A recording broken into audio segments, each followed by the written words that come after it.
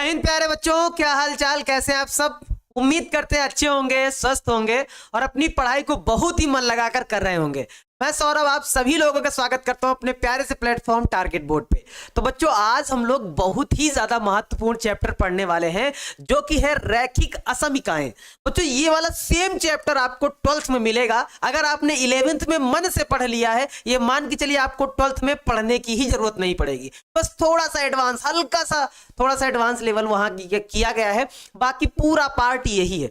बच्चों, अगर यहाँ पे आपने रैखिक असमीकाओं से अच्छे से सॉल्व करना सीख लिया तो आपको 12th में किसी भी समस्या का सामना नहीं करना पड़ेगा। तो आज हम इसको बेसिक से एकदम पढ़ेंगे, इसकी एक एक जानकारी है एकदम डिटेल में जाकर हम लोग सीख लेंगे, ताकि 12th में हम ये कह सके गुरुजी ये वाला चैप्टर तो हमें आता है, मालूम है। तो बच्चों जल्दी से जुड़ जाइए, फिर आज की इस चैप्टर को शानदार तरीके से स्टार्ट किया जाए। इसका जो वन शॉट है वो बहुत अच्छे तरीके से किया जाए, ताकि आप लोगों को इसका एक एक बारीकी से, है ना, सभी चीज समझ में आ जाए। स्वागत है सभी बच्चों का आज की इस क्लास में, शानदार सी क्लास में। सभी बच्चों को जय श्री राम, राधे राधे, जय श्री कृष्णा। कैसे हैं आप सब, एक बार जल्दी से बोलिएगा। बढ़िया है सभी लोग, सबके हाल चाल अच्छे हैं ना, सब लोग ठीक ठाक हैं। अगर ठीक ठाक है तो फिर बच्चों इस चैप्टर को हम थोड़ा सा स्टार्ट करते हैं और इसके बारे में अच्छे से हम लोग पढ़ते हैं, आज इसका रिवीजन करते हैं। और बच्चों आप लोगों को बता दें, ये वाला जो चैप्टर है ना 12th में, इसका नाम है वहां पे रैखिक प्रोग्रामन। यहाँ पे है रैखिक असमीकाएं, वहां पे थोड़ा सा बढ़ जाता है रैखिक प्रोग्रामन है, जो कि 10 नंबर आपको देगा ही देगा। यानी कि 12th में वो 10 नंबर फिक्स है, उस चैप्टर से आने ही आने हैं। एक ग्राफ वाला क्वेश्चन आता है जिसमें ग्राफ आपको बनाना रहता है, सिंपल सा ग्राफ बनाना रहता है और ज्यादा टफ नहीं है, आराम से आपको ये समझ में आ जाएगा, है ना। तो अगर सभी बच्चे आ गए हैं तो जल्दी से भाई एक बार कमेंट करके बता दीजिए गुरुजी एकदम मस्त है और क्लास को स्टार्ट करने का वक्त हो गया, तो क्लास को स्टार्ट करिए। बच्चों जल्दी से आ जाओ, फिर इस क्लास को हम लोग एकदम बेसिक से स्टार्ट करते हैं। आप लोगों को समझाते हैं आज रैखिक समीकरणों को किस प्रकार से सॉल्व किया जाता है, इनके साथ कैसे खेला जाता है ना, कैसे डीलिंग की जाती है, सब कुछ आज हम लोग सीखें। चलो अब कुछ बच्चों से थोड़ा कमेंट देख लेते हैं कि बहुत सारे बच्चे आ गए हैं वैसे। तो बच्चों आप लोग रेडी है ना, एक बार बताइए जल्दी से, रेडी है, क्लास को स्टार्ट किया जाए। हाँ, काफी सारे बच्चे अभी आ रहे हैं, तो जल्दी से आ जाओ फटाफट, और फिर हम लोग क्लास को थोड़ा सा आगे बढ़ाते हैं। तब तक आप लोगों से थोड़ा सा बात ही कर लेते हैं, जब तक हमारे जो बच्चे रह गए हैं पीछे वो जल्दी से आ जाए, ठीक है। पूजा जायसवाल जी, जी गुरुजी स्टार्ट करिए क्लास को, ठीक है। राधे राधे सर जी, राधे राधे भाई, सभी से राधे राधे है, सभी से गुड आफ्टरनून भी है, नमस्ते भी है, जय श्री राम भी है। बहुत बढ़िया, आ जाओ फटाफट। रेडी, स्टार्ट किया जाए, रेडी स्टेडी एंड गो, है ना। चलो भैया, फिर चलो भैया अपने थोड़ा सा टॉपिक पे चला जाए और रैखिक असमीकाओं के बारे में हम लोग थोड़ा सा पढ़ा जाए कि रैखिक असमीकाएं क्या हैं, इनके बारे में हम लोग थोड़ा सा पढ़ने वाले हैं। तो बच्चों पहले तो थोड़ी इसकी हम परिभाषा आपको बताएंगे और फिर हम इसके बेसिक पर एक एक पॉइंट पर डिस्कस करेंगे। देखो बच्चों, रैखिक असमीकाएं क्या होती हैं, इनको हम इनइक्वालिटीज भी बोलते हैं, इनइक्वालिटीज भी बोलते हैं। इसकी परिभाषा बोले तो क्या होती है कि एक असमीका जो दो वास्तविक संख्याओं या दो बीजीय व्यंजकों, जैसे कि less than, greater than, less than or equal या फिर ग्रेटर देन आर इक्वल के चिन्ह से प्रयोग से बनती है, इनको हम लोग रैखिक असमीका बोलते हैं। बच्चों जैसे आपको एग्जांपल के तौर पे समझाया जाए थोड़ा सा, जैसे यहाँ पे आपको एग्जांपल के तौर पे लिया जाए समझाने के लिए कि बच्चों जैसे हमारे पास a बराबर b लिखा हुआ है ना, तो अगर जब भी बराबर का साइन लगा होता है तो इस चीज को हम लोग समीकरण बोलते हैं। इस चीज को हम लोग क्या बोलते हैं कि ये हमारा समीकरण है। जैसे किसी भी दो नंबरों में बराबर लगा है या दो चरों में बराबर का साइन लगा है तो इसको हम लोग समीकरण बोलते हैं, सामान्यतः कि एक समीकरण है। लेकिन अगर इस बराबर की साइन की जगह पर अगर हम ऐसा लिख दें कि a बड़ा है b से, a बड़ा है b से, या फिर हम ऐसा लिख दें कि b बड़ा है a से, अगर हम इस तरह का साइन यूज करें या फिर इस तरह का साइन यूज करें कि b छोटा है a से, इस तरह का साइन यूज करें, तो इसका मतलब है कि a ज्यादा है और b थोड़ा कम है। इसका मतलब यह है कि b छोटा है और a ज्यादा है ना। यानी कि यहां पर आप बराबर नहीं कह सकते, इनको हम लोग दूसरी भाषा में बच्चों क्या कहते हैं कि ये बराबर नहीं है, ये चीजें इनइक्वल है, या कि नॉट इक्वल बोलते हैं हम लोग, नॉट इक्वल भी बोलते हैं, या फिर इनको हम लोग इनइक्वल भी बोलते हैं कि ये चीजें जो है वो इनइक्वल है, बराबर नहीं है, जिसमें एक कम है एक ज्यादा है, एक कम है एक ज्यादा है। ये वाली ज्यादा है, ये वाली कम है, इसमें ये वाली कम है, ये वाली ज्यादा है, यानी कि इनइक्वल बोलते हैं। और बच्चों इन्हीं को, जिसमें बड़ा और छोटा होता है, इन्हीं को समीकरण ना बोलकर हम लोग क्या बोलते हैं, इनको अपनी भाषा में हम लोग बोलते हैं कि ये असमीकाएं हैं बच्चों, इनइक्वालिटीज हैं। ये क्या है? ये असमीकाएं हैं। इनको हम लोग बच्चों बोलते हैं कि यही क्या है? यही हमारी असमीकाएं हैं, यानी कि यही हमारी इनइक्वालिटीज हैं। ठीक है, जिसमें बड़े और छोटे का सिंबल लगा होता है। अब बच्चों इनको चार प्रकार से डिनोट भी किया जाता है। अगर इनकी रिप्रेजेंट करने की नंबर आए कि बच्चों इनको रिप्रेजेंट कैसे किया जाता है, इन असमीकाओं को रिप्रेजेंट कैसे किया जाता है, यानी कि कैसे दर्शाया जाता है, अगर ये आपसे कहा जाए कि इनके कैसे रिप्रेजेंट किया जाता है, तो आप बताएंगे सर या तो ग्रेटर देन वाले साइन से दर्शा सकते हैं, या फिर लेस देन वाले साइन से दर्शा सकते हैं, या फिर ग्रेटर देन आर इक्वल से दर्शा सकते हैं हम लोग, ग्रेटर देन आर इक्वल से दर्शा सकते हैं, या फिर लेस देन आर इक्वल से दर्शा सकते हैं। यानी कि चार प्रकारों से इनको व्यक्त किया जाता है, चार प्रकारों से व्यक्त किया जाता है। जैसे कि बड़े का साइन, छोटे का साइन, बड़ा या बराबर, छोटा या बराबर, इस तरह के साइनों से इनको हम लोग व्यक्त करते हैं। ठीक है, और बच्चों इनको सॉल्व वैसे ही करते हैं जैसे दो समीकरणों को नॉर्मल तरीके से सॉल्व किया जाता है, वैसे ही सॉल्व इनको भी किया जाएगा, वैसे ही सब कुछ पक्षांतर होगा। बस आपको अगर पक्षांतर करना आता है ना, तो फिर रैखिक समीकरणों में आपको कहीं भी समस्या नहीं आएगी। बस एक दो चीजें हैं जो आपको थोड़ा सा ध्यान से समझनी पड़ेंगी। जैसे बच्चों, जैसे हमारे पास, हम आपको बता दें कि हमारे पास कोई एक समीकरण लिखा है, जैसे 3x + 4, और यहां पे लिखा हुआ है ग्रेटर देन आर इक्वल, और यहां पे क्या लिखा है, मान लीजिए x + 2 लिखा हुआ है, या x प्लस हमारे पास 2 ना लिख के x + 8 लिखा हुआ है, ऐसा लिखा हुआ है। तो बच्चों जैसे अगर इसको हम आपसे कहें कि सॉल्व करो, तो आप कैसे सॉल्व करेंगे? तो आप बताएंगे सर इसमें क्या करते हैं, x वाले को इधर ट्रांसफर कर लेते हैं, नंबर वाले को इधर ट्रांसफर कर लेते हैं, है ना। जब ट्रांसफर करेंगे तो ये प्लस का इधर x माइनस का आ जाएगा, है ना, यानी कि 3x - x हो जाएगा। Greater than or equals to, उधर ऑलरेडी प्लस का 8 लिखा हुआ है, ये प्लस का 4 उधर जाएगा तो माइनस का 4 हो जाएगा। यानी कि हमारे पास 3x में अगर 1x घटेगा तो 2x हो जाएगा। Greater than or equals to, 8 में 4 घटेगा तो बच्चों 4 बचेगा। ठीक है, अब क्या करेंगे, 2 से भाग कर देंगे दोनों में। अगर दोनों से भाग करेंगे 2 से, तो हमारे पास यहाँ पे क्या आ जाएगा, x greater than or equals to 2 हो जाएगा। इस प्रकार से इसको सॉल्व किया जाता है। लेकिन यहाँ पे बच्चों अभी हम आप लोगों को एक एक करके चीजें सिखा रहे हैं, और सब कुछ जो जो इंपॉर्टेंट पॉइंट है वो हम बताएंगे। अब मान लो हमारा x का मान बड़ा या बराबर 2 के आ गया, तो इसको रिप्रेजेंट करने के, यानी कि इसको दर्शाने के हमारे पास दो तरीके। दो तरीके कैसे हैं वो भी जान लो। दो तरीके हमारे पास बच्चों होते हैं। पहला तरीका क्या है, पहला तरीका व्यक्त करने का यह भी होता है कि जैसे हमारे पास लिखा हो कि x एक प्राकृतिक संख्या हो या प्राकृत संख्या हो, ऐसा भी आपको लिखने को मिलेगा कि x एक प्राकृत संख्या है। तब इसका आंसर कैसा आप दिखेंगे, कैसा मतलब लिखेंगे, कैसा रिप्रेजेंट करेंगे। जब यह x एक प्राकृत संख्या है तब इसका आंसर क्या होगा।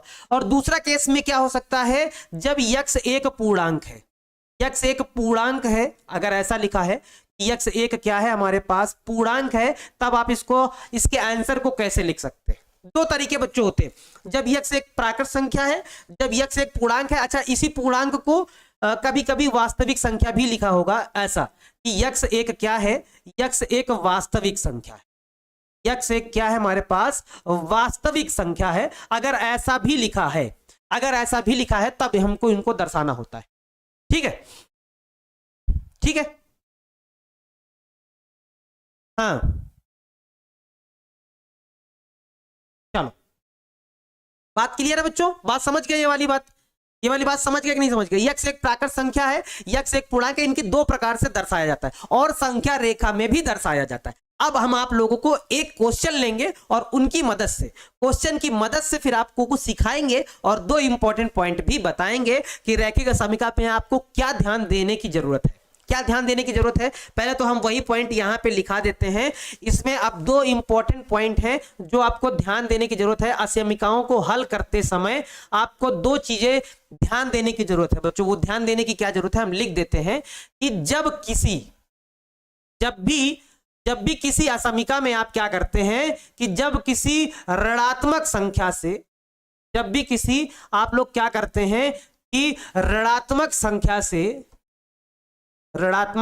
से गुणा या भाग करते हैं बच्चों, ध्यान समझिएगा, गुणा या भाग करते हैं, तो क्या होता है बच्चों, अगर जब किसी ऋणात्मक संख्या से गुणा या भाग करते हैं, असमिका की बात हो रही है, जब भी किसी असमिका में किसी ऋणात्मक संख्या से गुणा या भाग करते हैं तो असमिका का चिन्ह बदल जाता है। असमिका का जो चिन्ह होता है बच्चों वो बदल जाता है। यानी कि जैसे अगर ग्रेटर देन लगा है तो लेस देन हो जाएगा, लेस देन लगा है तो ग्रेटर देन हो जाता है। ठीक है, चिन्ह बदल जाता है। अभी ये चीजें हम सिखाएंगे आप लोगों को, टेंशन मत लीजिएगा, चिन्ह बदल जाता है। ये सारी चीजें अभी आप लोगों को बताएंगे। ठीक है, निश्चिंत रहिएगा, सभी चीजें सिखाएंगे आप लोगों को, कोई भी कॉन्सेप्ट छूटेगा नहीं। अच्छा, दूसरा पॉइंट क्या है इसी में दूसरा पॉइंट ये है, जब किसी असमिका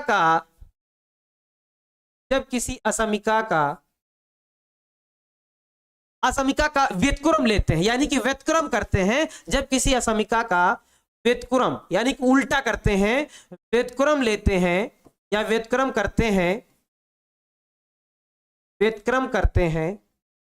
तो भी क्या हो जाता है, तो भी है ना, व्युत्क्रम करते हैं तो असमिका का चिन्ह बदल जाता है। बस इतनी बात याद रखनी है, बाकी सब कुछ आप लोगों को समझ में आ जाएगा आसानी से, कोई भी चीज आपको तकलीफ नहीं देगी। असमिका का चिन्ह बदल जाता है। अब इसको पहले तो समझेंगे, फिर हम लोग क्वेश्चन पे चलेंगे। हम ये क्या बात कह रहे हैं, ये बात हम क्या कह रहे हैं और इसके आधार पर क्वेश्चन कैसे बनेंगे, इन दो बातों को जरा बच्चों एक बार जरा समझ लो कि हम ये कहना आपसे क्या चाहते हैं, हम आपसे क्या कहना चाहते हैं, इसको जरा एक बार ध्यान से समझिए, है ना। यानी कि जैसे हमारे पास क्या लिखा हुआ है, जैसे हमारे पास लिखा हुआ है 3x + 4 ऐसा लिखा हुआ है, और यहाँ पे ग्रेटर देन आर इक्वल लिखा है हमारे पास, ये लिखा हुआ मान लो 5x ऐसा लिखा हुआ है, 5x + 2 लिखा हुआ है ना, 5x2 लिखा हुआ है या 5x + 6 लिखा हुआ है, कुछ भी लिखा हुआ है, मान लो यहाँ पे कुछ भी हो, तो हम क्या करेंगे, x वाले को इधर और संख्या को इधर लेके जाएंगे। तो इस केस में क्या हो जाएगा, 3x, ये प्लस का 5x इधर आएगा तो माइनस का 5x हो जाएगा हमारे पास, माइनस का 5x हो जाएगा, greater than or equals to, इधर हमारे पास 6 है, ये प्लस का 4 इधर आएगा तो माइनस का 4 हो जाएगा, है ना, माइनस का 4 हो जाएगा। 3x में 5x घटेगा तो बच्चों यहाँ पे माइनस का 2x हो जाएगा, और यहाँ पे क्या रहेगा, greater than or equals to, 6 में 4 घटेगा तो 2 हो जाएगा। अब यहाँ पे करेंगे क्या, हमें इस पहले तो 2 को उधर भेजना पड़ेगा, तो हमारे पास यहाँ पे क्या हो जाएगा, -x greater than or equals to, 2 में से 2 भाग चला जाएगा तो 1 बचेगा। अब जब माइनस से इसमें गुणा करेंगे, क्योंकि माइनस को हटाना है, जब माइनस से गुणा कराएंगे तो ये असमिका का साइन बदल जाएगा, जो हम आपको बता रहे थे, ये असमिका का साइन यहाँ पे बदल जाएगा। तो आप कहेंगे सर ये x less than or equals to, यहाँ पे -1 हो जाएगा। भैया जब माइनस से गुणा कराएंगे तो इधर का माइनस हटेगा, इधर माइनस लग जाएगा, यानी कि x का मान छोटा होगा या बराबर होगा -1 का। इस तरह से साइन बदल जाता है, क्योंकि हम जानते हैं माइनस लगने पर संख्या छोटी हो जाती है, ऑलरेडी माइनस छोटी हो जाती है, मतलब संख्या छोटी हो जाती है, इस वजह से साइन बदल जाता है ना, यानी कि x less than or equals to -1 हो जाएगा। इतना बात आप समझ गए। इसी प्रकार से बच्चों भाग में भी होता है, जैसे आपसे क्या बताएं सर, भाग में कैसे, जैसे हमारे पास मान लो लिखा हुआ है, यहाँ पे क्या लिखा हुआ है, 5 is greater then 2, 5 is greater then 2, यानी कि 5 जो है वो बड़ा है 2 से। लेकिन अगर इनको व्युत्क्रम करें, यानी कि इनको पलट दें, अगर इनको पलट दे तो 5 को पलटेंगे तो 1/5 हो जाएगा, और 2 को पलटेंगे तो 1/2 हो जाएगा, है ना। अब देखो जरा, अब यहाँ पे आप कहेंगे सर 1/2 बड़ा है, 1/5 छोटा है, यानी कि यहाँ पे ये साइन पलट जाएगा, ये कुछ ऐसा हो जाएगा, 1/2 बड़ा है और 1/5 छोटा है। और इसको हम बहुत अच्छे से बच्चों सिखाए थे, एक बार जरा याद करो, इसको हम एक टॉफी वाले एग्जाम्पल से सिखाए थे, अगर भूल गए हो आप लोग तो टॉफी वाले एग्जाम्पल से ऐसा बताए थे। हम एक बच्चे से पूछे थे कि बताओ बच्चों 1/15 बड़ा है, 1/30 बड़ा है, तो एक बच्चा गलती से बोल दिया कि सर 1/30 बड़ा है, मान लो गलती से उसने बताया कि सर 1/30 बड़ा है, तो फिर हम उसको सिखाए, कैसे सिखाए कि जैसे आपके पास एक टॉफी है, यानी कि उसको कितने भागों में बांटना है, 15 लोगों में बांटना है, एक टॉफी को 15 लोगों में बांटना है। तो भाई बांट तो पाएंगे नहीं, सिर्फ चाट के दूसरे वाले को दे देना है, 1/15 का मतलब चाट के दूसरे वाले को दे देना है, बढ़ा देना है, और 1/30 वाले हिस्से में मतलब उसी टॉफी को 30 लोगों में बांटना है। तो भैया ये करो कि बस देख लो, सूंघ लो, सूंघने से ही वो टॉफी खत्म हो जाएगी, यानी कि वहां 30 लोगों में बांटना है, यहाँ 15 लोगों में बांटना है, तो तकलीफ हो जाएगी। तो यहाँ 1/15 ये क्या होता है, ये वाला बड़ा होता है, ये वाला छोटा है, यानी कि भाग में जितनी बड़ी वैल्यू जाती है वो उतनी ही छोटी हो जाती है। तो इस वजह से 1/2 बड़ा है और 1/5 जो है वो क्या है, छोटा। ठीक है, बात समझ गए? इस तरह से साइन बदल जाते हैं, याद रखिएगा। अब बच्चों एक क्वेश्चन लेते हैं ताकि आप लोगों को क्वेश्चन अच्छे से समझ में आ जाए, और फिर हम चलते हैं ग्राफ वाले चित्रों पे, जिनमें ग्राफ में हमें काम करना है थोड़ा सा। बच्चों जैसे ये वाला क्वेश्चन हमारे पास है, मान लो ये वाला प्रश्न है, एक बार जल्दी से देखो इस प्रश्न को हम लोग कैसे सॉल्व करेंगे, फिर संख्या रेखा भी आपको इसी वक्त समझा देंगे। ठीक है, देखो यहां पे बच्चों ध्यान दीजिएगा।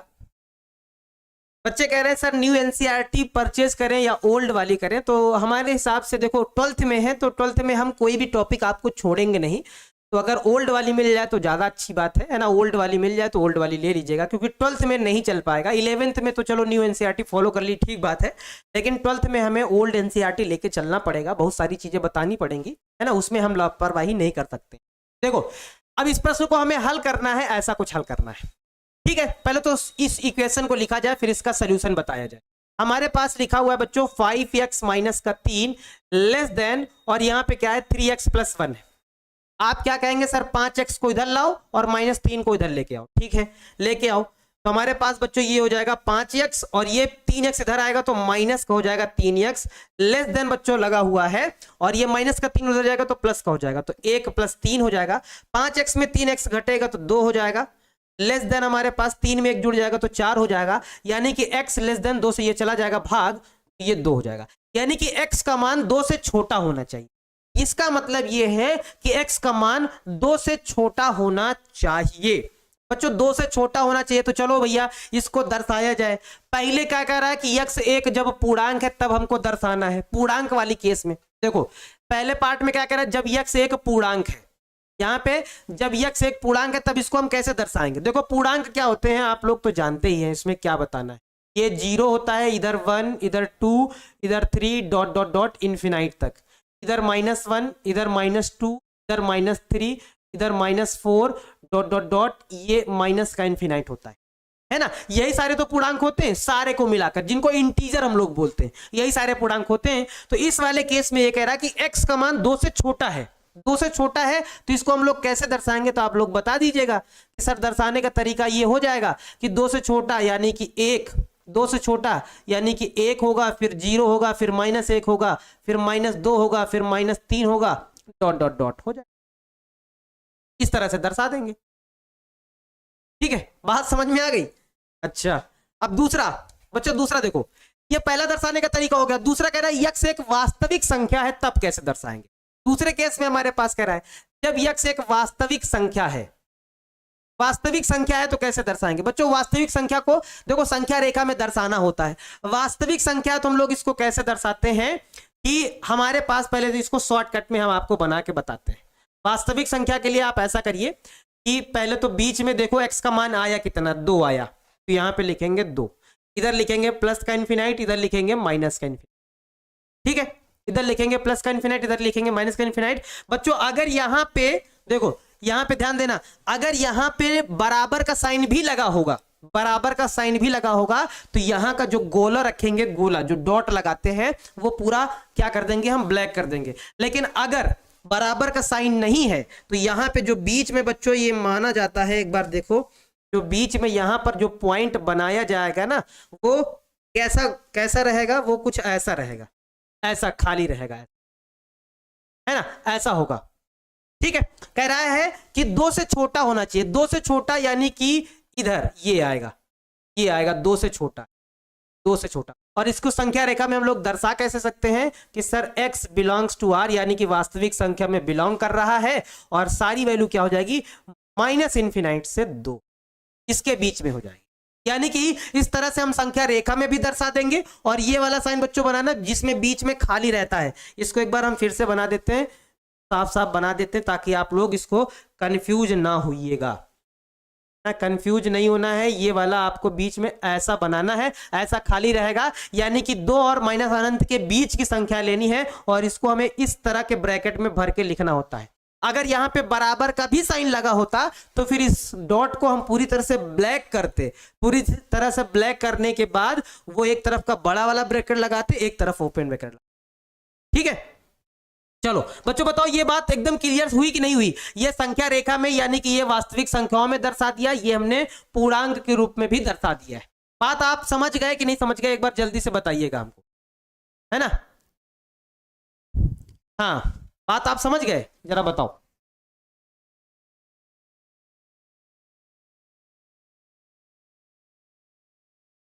ठीक है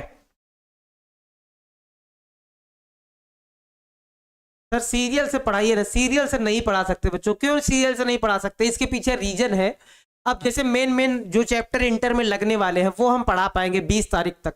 बाकी सारे चैप्टर रह जाएंगे जो 11th में ही काम आएंगे, वो 12th में जो काम नहीं आएंगे उनका रिवीजन वन शॉट नहीं हो पाएगा। इस वजह से जो मेन मेन चैप्टर लग रहा है उसको हम बता दे रहे हैं आपको, है ना। तो आपको चैप्टर से मतलब है, आगे पीछे से क्या मतलब है यार। आप वही चैप्टर का मतलब है, कॉन्सेप्ट आपको सीखना है।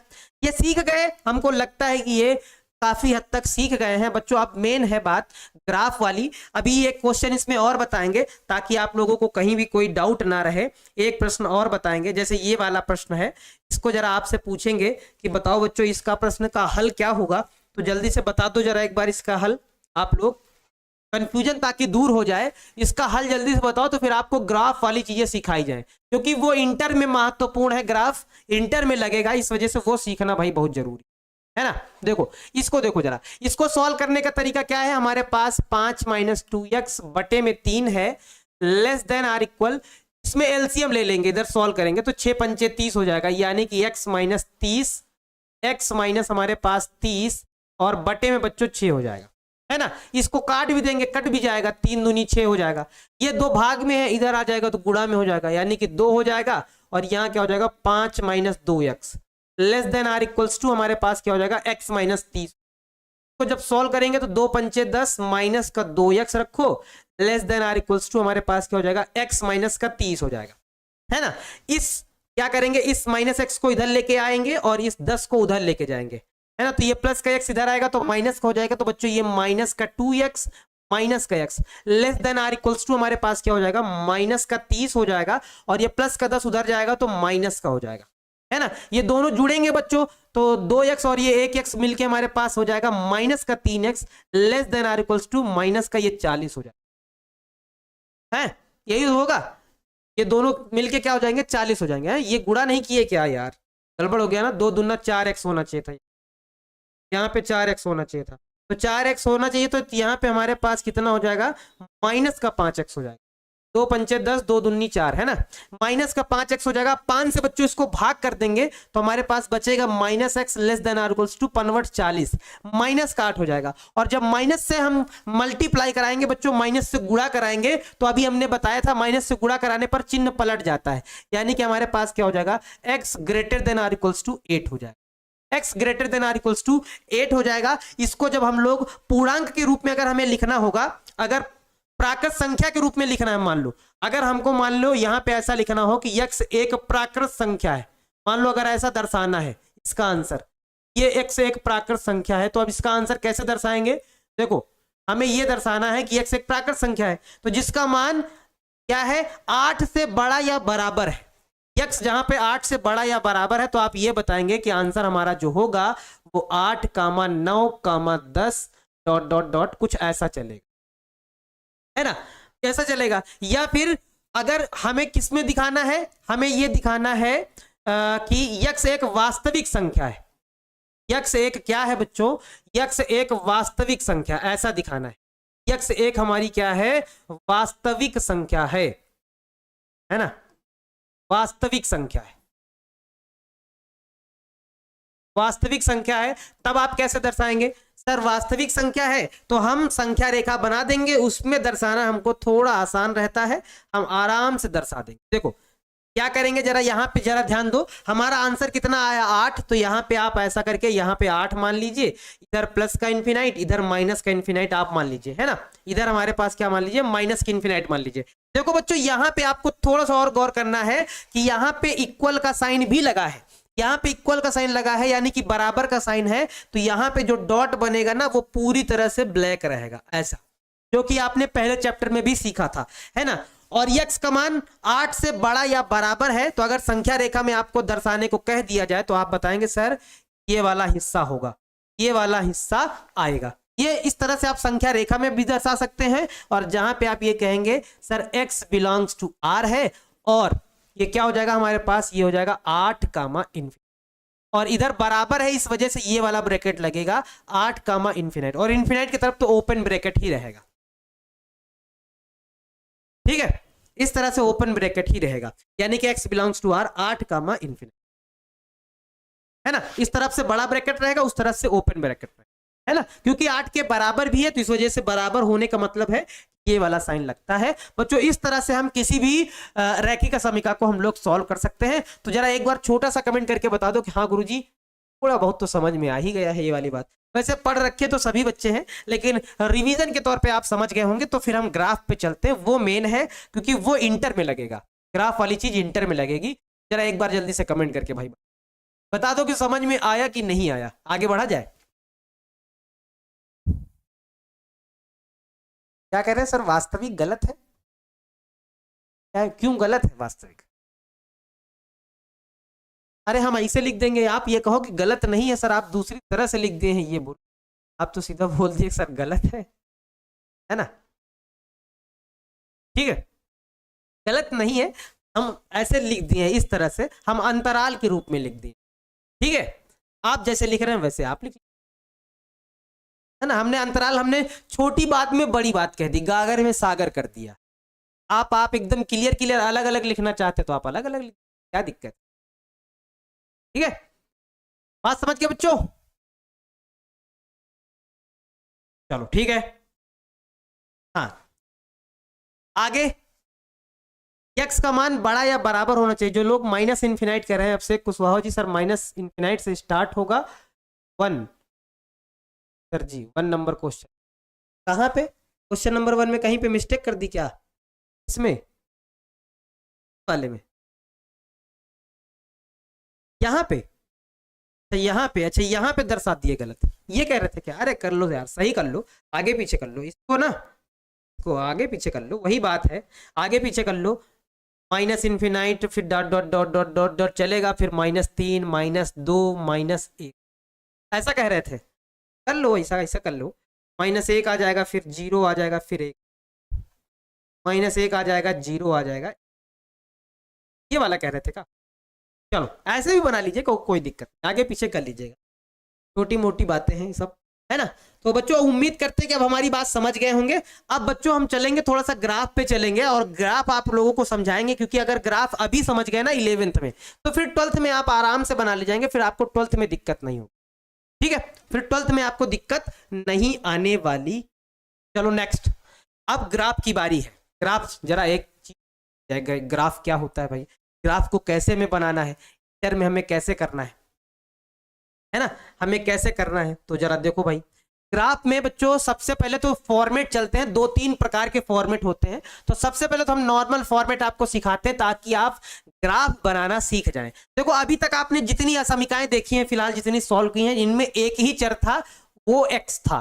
ठीक है, अब हम 2 चर वाले असमीका लेंगे, जिनमें हमारे पास 2 चर लगे होंगे, है ना। 2 चर वाले असमीकाओं के बारे में हम लोग पढ़ेंगे और ग्राफ बनाना सीखेंगे। सर 2 चर वाली असमीकाएं क्या होती हैं? जिनमें 2 चर होते हैं। 2 चर बच्चों जैसे कि एक x आ जाए, एक y आ जाए, तो हम एक इक्वेशन लेते हैं आपको समझाने के लिए कि बच्चों हमारे पास एक मान लो असमीका दी गई है कि हमारे पास क्या है कि x + 2y is greater than r equals to, हमारे पास 4 है। और एक दूसरी असमीका मान लो हम ले लेते हैं कि हमारे पास दूसरी असमीका क्या है कि 3x + y less than r equals to. ऐसे हमारे पास असमीका दी गई है। इनका ग्राफ बच्चों ध्यान से समझना है। अगर आप ग्राफ समझ गए तो ये विश्वास मानिए कि आप 12th में जाते और ये चैप्टर जैसे ही देखेंगे तो कहेंगे सर ये चैप्टर हम खुद से बना ले जाएंगे, हमको कोई दिक्कत नहीं आए, है ना।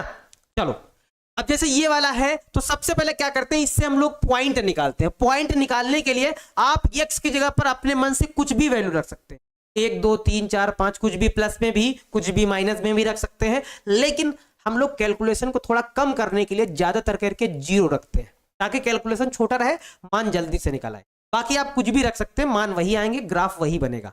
x का मान आप चाहे जो भी रखिए, y का मान चाहे जो भी रखिए, ग्राफ बनेगा वही बनेगा, सेम बनेगा। लेकिन कैलकुलेशन को कम करने के लिए सबसे पहले हम लोग क्या करते हैं, फर्स्ट पॉइंट पे जब x बराबर हम लोग 0 रखते हैं, जब x बराबर यहाँ पे 0 रखेंगे इसमें, तो देखेंगे कि 2y बराबर 4 आएगा, यानी कि y बराबर हमको 2 मिल जाए। यानी कि जो हमारा बिंदु बनेगा वो 0,2 होगा, पहला बिंदु। दूसरी केस में क्या करते हैं, ये फर्स्ट केस हो गया, ये पहला केस है जो आपको करना है। दूसरे केस में आपको क्या करना है, आपको यहाँ पे y बराबर 0 रख, जब आप y बराबर 0 रखेंगे तो यहां देखेंगे कि y बराबर 0 तो x बराबर 4 आ जाएगा, x बराबर 4 आ जाएगा। इस केस में बच्चों जो बिंदु बनेगा वो हमारा 4,0 बने। 0 रखते इस वजह से ताकि कैलकुलेशन बच्चों छोटा हो जाए और जल्दी से सवाल बन जाए, बस और कुछ एक्स्ट्रा दिमाग नहीं लगाते हम लोग, बस यही कर लेते हैं, है ना। चलो अब ये हमारे पास बिंदु मिल गए हैं और देखते हैं भाई ये असमिका कहां से जा रही है। वो असमिका का ग्राफ बच्चों एक बार बनाया जाए और आपको अच्छे से समझा। जैसे हमने एक रेखा खींच लेते हैं ताकि आप अच्छे से समझ पाए उस चीज। अगर ग्राफ आप बनाना सीख गए हैं तो फिर भैया इंटर में तो कोई समस्या का सामना तो करना ही नहीं पड़ेगा। ये हमने बना लिया है एक ग्राफ, ठीक है। इधर हमारे पास यहाँ पे पॉइंट 0 होता है, यहाँ पे 1, यहाँ पे 2, थोड़ा दूर दूर हैं, यहाँ पे 2, यहाँ पे 3 और यहाँ 5, है ना। ऊपर में 1 2 3 और ये क्या हो जाएगा 5। इधर हमारे पास माइनस का 1, माइनस का 2, माइनस का 3, माइनस का 4 और हमारे पास क्या हो जाएगा माइनस का 5। नीचे माइनस का 1, माइनस का 2, माइनस का 3, माइनस का 4 और माइनस का 4। चलो बच्चों अब ग्राफ बनाया जाए और बताओ भैया, आप ही लोग बताओ, ध्यान से देखिएगा, ध्यान से देखिएगा। हमारे पास पहला बिंदु है 0,2, 0,2 यानी कि ये वाला बिंदु 0,2 वाई अक्ष पर, है ना, क्योंकि ये वाला हमारा एक्स अक्ष है और ये वाला वाई अक्ष है। इसमें y पे मान है तो 0,2 ये हो गया। ये है 4,0 यानी कि x अक्ष पर 4 मान है ना, तो यहाँ पे हमारे पास ये हो जाएगा 4,0, ठीक है। अब इन दोनों बिंदुओं से जाती हुई हम एक रेखा खींच देंगे, इन दो बिंदुओं से जाती हुई एक हम रेखा खींच, तो क्या हो गया, एक रेखा, इन दो बिंदुओं से जाती हुई एक रेखा हम खींच देंगे। ये बच्चों हमने एक रेखा खींच दी है, ठीक है। अब कौन सा भाग छायांकित होगा बच्चों, ये आपको देखना होता है कि कौन सा भाग छायांकित किया जाएगा, यानी कि शेडेड रहेगा, छायांकित रहेगा। तो वो पता चलता है इस असमिका से, पता चलता है कि ये असमिका सत्य है या असत्य है। तो सत्य असत्य चेक करने के लिए हम ये जो रेखा दिख रही है ना, इसके नीचे के कोई भी एक बिंदु लेते हैं और इसमें रखते हैं, संतुष्ट कराते हैं। अगर वो सही होती है तो समझो नीचे इसका भाग आएगा, अगर वो असंतुष्ट होती है यानी कि संतुष्ट नहीं होती है तो ऊपर का कोई बिंदु लेते हैं, ऊपर का बिंदु रख के देखते हैं, अगर ऊपर वाला बिंदु संतुष्ट होता है तो समझो ऊपर का भाग छायांकित हो। तो नीचे के भाग चेक करने के लिए बच्चों सबसे आसान तरीका क्या है, सबसे जल्दी हो जाने वाला तरीका ये वाला बिंदु, जो कि ये होता है 0,0 होता है। तो सबसे बढ़िया तरीका ये है कि 0 रख कर यहाँ पे चेक कर सकते हो, 0,0 लेके चेक कर सकते हो, तो जल्दी से चेक हो जाएगा। तो आप यहाँ पे रख के अगर देखो कि 0 प्लस हमारे पास यहाँ क्या है 2 और y की जगह पर भी 0 ले लो और हमारे पास क्या लिखा हुआ greater than or equals to 4 हो जाएगा। तो आप कहेंगे सर ये सब 0 हो जाएगा, 0 is greater than or equals to 4 हो जाएगा। तो क्या 0 4 से बड़ा है? तो आप कहेंगे ना सर गलत कह रहा है, यानी कि ये बिंदु सेटिस्फाइड नहीं है, ये असत्य कह रहा है, ये गलत बात कह रहा है कि 0 4 से बड़ा कभी नहीं हो सकता, यानी कि नीचे वाला बिंदु तो नहीं आएगा। जब नीचे वाला बिंदु नहीं आएगा इसका मतलब जो छायांकित भाग होगा इसका ये ऊपर वाला हो जाएगा, ये इसका जो पूरा छायांकित भाग होगा इस रेखा से ये ऊपर वाला छायांकित भाग, ये ऊपर वाला इसका छायांकित भाग, ये पूरा ऊपर वाला, यानी कि क्योंकि नीचे वाला भाग असत्य हो रहा है, वो संतुष्टि नहीं हो रहा है, तो बचेगा ऊपर वाला भाग, यानी कि इस रेखा से ऊपर वाला जो भी भाग होगा वो संतुष्ट हो जाएगा, यानी कि वो भाग छायांकित। बताओ, है ना, ऊपर वाला भाग संतुष्ट हो जाएगा क्योंकि नीचे वाला असत्य आ रहा है तो ऊपर वाला सत्य हो जाएगा, ठीक है। अच्छा इस वाले में जरा देखो, अगर ये वाला अगर होता हमारे पास, ये वाला समीकरण होता तो कैसे करते, है ना। इसको अगर थोड़ा सा छोटा करके यहीं पे क्या बनाया जा सकता है, इसको हम दूसरे उसमें ले ले पेज में और उसके बाद हम आपको सिखाते, ठीक है। इसको हम दूसरे पेज में ले लेते हैं फिर आपको हम समझाते हैं, क्योंकि भैया एक क्लास में भाई बहुत बेसिक में बहुत ज्यादा डिटेल में नहीं बताया जा सकता, वो आप समझो बात, है ना। बेसिक पार्ट हम आपको समझा दे रहे हैं, मेन पार्ट आपको बता दे रहे हैं, ठीक है। इस तरह से ये छायांकित भाग बनाया जाएगा। दूसरा इक्वेशन अगर हम ले लें, अगर उस इक्वेशन को लेके चले, हमारे पास क्या लिखा हुआ है, दूसरा इक्वेशन हमारे पास ऐसा लिखा हुआ है 3x + y लेस देन और इक्वल्स टू 6 है। जब यहाँ पे बच्चों इसमें x बराबर 0 रखेंगे, ये वाला पार्ट तो 0 हो जाएगा, तो y बराबर 6 आएगा। और जब y बराबर हम 0 रखेंगे तब ये वाला y तो 0 हो जाएगा, तो 3x बराबर 6 यानी कि x बराबर हमारे पास 2 आएगा। तो यहां से हमको दो बिंदु बच्चों मिल जाएंगे। कौन कौन सा बताओ गुरुजी? ये वाला बिंदु यहां से मिलेगा 0,6 और यहां से बिंदु हमको मिल जाएगा 2,0, है ना। जब इनका ग्राफ आप बनाएंगे, फटाफट ग्राफ खींचेंगे, तो ऐसे खींचेंगे, जरा देखो गुरुजी ऐसा ग्राफ खींचना है तो लो भैया हम खींच देंगे। ग्राफ खींचने में क्या दिक्कत है? वाली रेखा थोड़ी तिरछा हो गई है।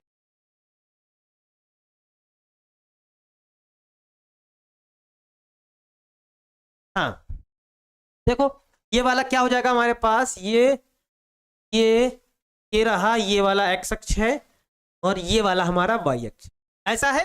देखो जरा हमारे पास 0,6 यानी कि y पे 6, 1 2 3 4 5 और ये हो जाएगा 6। और यहां पे हम इधर बना देते हैं 1 2 3 4 5 और ये 6 बना देते हैं। नीचे -1, ये सब बनाने की आवश्यकता नहीं है ना। ये नीचे वाला बनाने की, इधर की बनाने की आवश्यकता नहीं है, ना ही बनाओ तो अच्छा है, जल्दी से ताकि बन जाए। देखो बच्चों यहाँ पे बिंदु है 0,6 यानी कि ये वाला बिंदु मिलेगा, y पे 6 है। ये है 2,0 यानी कि हमको यहाँ पे ये वाला बिंदु मिलेगा। तो इन दोनों बिंदुओं से जाती हुई एक रेखा को हम खींच देंगे। इन दोनों बिंदुओं से जाती हुई एक रेखा को हम ऐसे खींच देंगे। आप लोग घर में जो है स्केल से खींच लीजिए, है ना। इस तरह से हम एक रेखा को ड्रा कर देंगे। अब आपको ये चेक करना है कि इस रेखा से इधर वाला पार्ट छायांकित होगा या इधर वाला पार्ट छायांकित, ये आपको चेक करना है। कुछ बच्चे तो इसको पहले ही बता दे रहे हैं, ठीक है। अरे वाह भाई, वेरी गुड बच्चों। यहाँ पे उन्होंने रख के देखा होगा, गुरुजी इस इक्वेशन को रख के देखा होगा। अरे वाह बच्चे, ओवर स्मार्ट हो रहे हैं हमारे बच्चे तो भैया, ये कुछ ज्यादा बच्चे समझदार हो गए हो, ये तो गजबे हो गया है। देखो यहाँ पे रख के देखेंगे कि गुरुजी नीचे वाला पॉइंट रखने में सबसे आसानी होती है, जल्दी से हो जाता है चेक। तो यहाँ पे 0,0 रखकर चेक कर लेंगे, है ना। तो यहाँ पे 0,0 रख के चेक करेंगे तो ये सारा पार्ट 0 हो जाएगा। 0 छोटा है 6 से, ये बात ये सत्य कह रहा है। ये यहाँ पे ये बात क्या कह रहा है, सत्य कह रहा है। यानी कि 0 6 से वास्तव में छोटा होता है, यानी कि ये वाला बिंदु संतुष्ट कर रहा है। ये वाला बिंदु जब संतुष्ट कर रहा है तो इसमें जो छायांकित भाग बच्चों होगा वो नीचे की तरफ होगा, है ना, नीचे की तरफ। यानी कि जो छायांकित भाग होगा वो नीचे की तरफ होगा, वो कुछ ऐसा होगा। छायांकित भाग वो कुछ ऐसा नीचे की तरफ आएगा। नीचे के सभी बिंदु फॉलो कर जाएंगे, नीचे के सभी बिंदु इसमें फॉलो कर जाएंगे। यानी कि ये छायांकित भाग कुछ ऐसा होगा। उस बार ऊपर वाला था, इस बार नीचे वाला हो, क्योंकि सत्य है ना, तो नीचे वाला भाग छायांकित हो जाएगा। ये इसका हल हो जाएगा। हाँ, नीचे का भाग छायांकित होगा या रेखांकित होगा, कुछ भी बोलो, रेखांकित बोलो, छायांकित बोलो, शेडेड पार्ट बोलो, संगत बोलो, जो आपकी मर्जी है वो आप बोल सकते हैं, ठीक है। क्लियर है बच्चों, एकदम बात समझ गए आप, ये बात तो समझ गए। अब बच्चों इसी में भी कई सारे फॉर्मेट होते हैं, ये तो अभी सिंगल फॉर्मेट है, सिंगल टर्म है। अभी एक और फॉर्मेट आएगा, फिर क्या करिएगा, वो वाला फॉर्मेट कौन सा है उसको जरा देखा जाए। ये फॉर्मेट नंबर 1 था, फॉर्मेट नंबर 2 आता है, फिर फॉर्मेट नंबर 3 आता है। हम सब कुछ बताएंगे और यहीं पे बता देंगे, इंटर वाला भी यहीं पे बता देंगे। बस आपको थोड़ा सा सब्र रखना है, थोड़ा सा टाइम लग सकता है, लेकिन सब कुछ आपको समझ में आएगा। पवन कुमार जी कह रहे हैं सर आप मुझे प्लीज tan 495 डिग्री का मान बताइए, सर नहीं बन रहा है, इतना देर से परेशान हो रहे हैं। यहाँ पे हम tan 445 डिग्री का मान बताने लगे तो हमारी क्लास अस्त व्यस्त हो जाएगी। आप इतना छोटा सा क्वेश्चन गूगल में पेस्ट करके पूछ सकते हैं, अगर आपसे नहीं बन पा रहा है तो क्या यार, छोटी मोटी बातों को लेकर टॉपिक डिस्टर्ब करने आते हैं ऐसे बच्चे, जो यहाँ पढ़ा रहे हैं वो टॉपिक डिस्टर्ब हो जाए। बना लीजिएगा, छोटा सा क्वेश्चन है, उसमें भी इतना बढ़िया एक राउंड पूरा 360 घूमकर 360 प्लस जितना बच रहा उसको करिए, फिर 360 प्लस थीटा, 360 पे वैल्यू बदलेगी नहीं, उसको बदल लीजिए, उसमें क्या दिक्कत है। सिर्फ टॉपिक डिस्टर्ब कर रहे हो यार तुम, गड़बड़ ना करो भाई, टॉपिक डिस्टर्ब ना करो। चलो नेक्स्ट बच्चों, यहां पे जरा देखो, अब हम क्या करते हैं, एक फॉर्मेट नंबर दूसरा लेते हैं, है ना। दूसरा फॉर्मेट लेते हैं, वो आपको समझाते हैं। दूसरा फॉर्मेट क्या है कि अगर जैसे मान लो ये फॉर्मेट कुछ एकदम नॉर्मल सा होता है, ज्यादा टफ नहीं है ये वाला फॉर्मेट एकदम नॉर्मल सा होता है। जैसे आपके पास ये दूसरा फॉर्मेट है बच्चों, जैसे आपके पास कहीं पर सिर्फ लिखा हो कि x greater than or equals to -3, या फिर ऐसा लिखा हो कि y is less than or equals to 6, ऐसा लिखा हो। बताओ इसका ग्राफ आप कैसे बनाएंगे। तो इसमें बच्चों कुछ नहीं करना, ना वैल्यू निकालनी ना कुछ निकालना, तो आप डायरेक्ट कहेंगे सर इसका तो ग्राफ बना दीजिए, एकदम सिंपल सा है ये वाली चीज तो बिल्कुल सिंपल सी है। ऐसे आप ग्राफ बनाएंगे और ग्राफ बनाने के बाद यहां पे इसका नाम करेंगे। देखो यहां पे ये हो जाएगा x, यहां पे ये हो जाएगा y, है ना। यहाँ पे ये हो जाएगा x, यहाँ पे हो जाएगा y। ध्यान से समझिएगा, ये कह रहा है x का मान बड़ा है या बराबर है -3 से, बड़ा है या बराबर है। यानी कि हमको पहले तो यहाँ बिंदु मानो 0, इधर मानो 1, इधर मानो 3 और 4 मान लो। इधर मानो हमारे पास -1, इधर मानो हमारे पास -2, इधर मानो हमारे पास -3, इधर मान लो -4, ऐसा कुछ मान लो।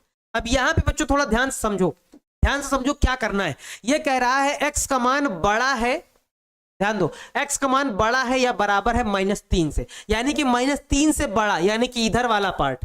भाई इधर जाएंगे माइनस की तरफ जाएंगे तो और छोटा मिलेगा, बड़ा कह रहा है यानी कि इधर वाला पार्ट कह रहा है। और जब भी बच्चों बराबर का साइन लगा होगा, यहां पर भी एक कॉन्सेप्ट है, अगर बराबर का साइन लगा है, अगर बराबर का साइन लगा है तो हम क्या करते हैं, पूरी लाइन को ड्रा कर देते हैं, यानी कि लाइन से लेकर तक का ग्राफ होगा। पूरी लाइन को हम ऐसे बड़ा सा ड्रा कर देते हैं, है ना, ऐसे पूरी लाइन को बड़ा सा ड्रा कर देते हैं। अगर बराबर का साइन ना लगा होता तो ये लाइन डॉटेड बनाते हैं, हम डॉटेड बनाते यानी कि डॉट डॉट डॉट बनाते, है ना। तो जो हमारा भाग होगा वो इधर वाला हिस्सा सारा इधर वाला पार्ट हो जाएगा, ये वाला सारा पार्ट इसका हल हो जाएगा, ये संगत हल में ये सारा पार्ट आ जाएगा, ये सारा पार्ट इसका आ जाएगा। इधर का होगा क्योंकि बड़ा है या बराबर है तो इधर का सारा पार्ट हो जाएगा, है ना, सारा पार्ट इधर का हो जाएगा, ये वाला पार्ट। ठीक है, इस वाले केस में ये ऐसा छायांकित भाग हमारा बनेगा।